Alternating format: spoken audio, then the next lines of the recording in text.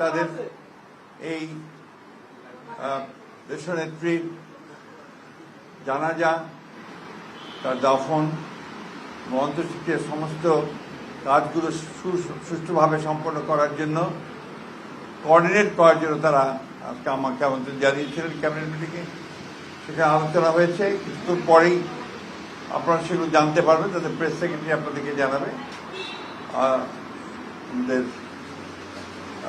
প্রধান উপদেষ্টা তিনি বোধহয় একটা জাতির উদ্দেশ্যে ভাষণও দেবেন। আপনারা তাদের কাছ থেকে সব কিছু জানতে পারবেন, যেহেতু তাদের মিটিং তারাই জানাবে, সেটাই ভালো হবে। আমাদের বিষয়গুলো আমরা আপনাদেরকে সকালে জানিয়েছি। আর আমাদের 12:30টার সময় আমাদের স্ট্যান্ডিং কমিটির একটা মিটিং আছে বিএনপির। সেই মিটিংয়ে আমাদের সমস্ত সিদ্ধান্তগুলো চূড়ান্ত করে আমরা আপনাদেরকে আবারও জানাবো, টাইম টু টাইম জানাতে থাকবো।